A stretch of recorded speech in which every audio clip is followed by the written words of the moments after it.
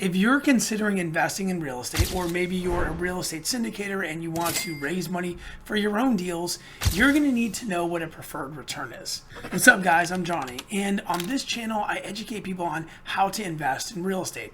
If that's you, you may want to consider subscribing, and don't forget to like. It helps the algorithm. It helps me get my message out. So the easiest way to describe a preferred return is actually by using a scenario. So I want you to imagine that I come to you and I say, look, I want to borrow $100,000 to get this deal done. I found this property, it's a really good investment, but I need to borrow $100,000. And here's the plan. I want to buy this property, I want to fix it up, and I want to put a long-term renter in there. And you say, okay, well, tell me a little bit more about the deal. And I kind of give you the download and you love it. You're like, this is an amazing deal. But Johnny, how do I get paid on something like this? How do I get my money back? And this is where a preferred return really comes into play. So I might suggest we do an 8% preferred return and a 70-30 split above that 8%.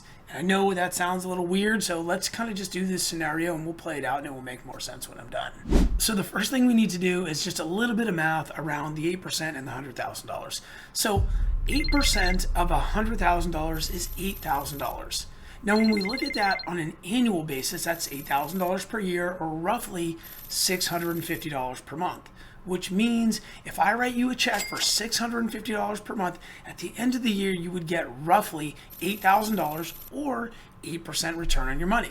Okay, so now let's pretend like we bought this property and we put a tenant in there, okay? So month number one, the tenant goes in the property and he calls one day and is like, Johnny, the garbage disposal breaks. So I got to send somebody down there and have them fix the garbage disposal, and it costs $200, okay? So we pay for it and it gets fixed. And at the end of the month, I'm supposed to give you a check, my lender, $650, but unfortunately I had to pay $200 for the garbage disposal. So at the end of the month, you only get a check for $450, and it's okay because this is totally normal. This is how it works. Now month number two comes along and there's no incident, and you get a check for $650. But month number three, maybe there's an issue with the fence, or maybe some gardening needs to be done, or some lawn care needs to be done, and we have to absorb that cost. And so you only get a check for, let's say, $350, and that kind of goes on through the next 12 months. Okay, so the point is that there's this fluctuating income over this period of time. Now, at the end of the year, let's pretend like we're going to sell the property and you have received a total from those monthly checks of $5,000. But remember, you need $8,000. That's the preferred return. That's the number that I told you I was going to give you, but I only gave you $5,000, but the number's supposed to be $8,000. So check this out. This is how this works. So at the end of month number 12, in a very unlikely perfect scenario, we sell the property and let's say we make $103,000.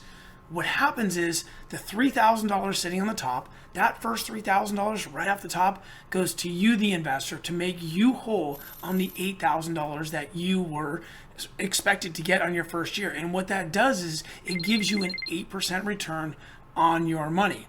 Now, we still have $100,000 left. So what happens? Well, this is where the equity split comes in. So in this scenario, a lot of times with different types of syndications, they do a 70-30 split or an 80-20 split. We'll use the 70-30 as an example on this conversation, but just know that those numbers can change a little bit. And when I talk about a 70-30 split, that means 70% to the investor and 30% to the operator or the person who's basically managing the deal day in and day out. So in this scenario, with that $100,000 left over, $70,000 would go to you, the investor, and $30,000 would go to me and maybe my partners. And that's how preferred return works. The initial 8% always goes to the investor before there's any split with the extra money. So the great thing about having a preferred return on a deal is it really makes the investors feel great about their investment, because they know that the operators or the people who are managing the deals, that we are highly incentivized to make the investors hit that 8% mark, or we don't really get paid.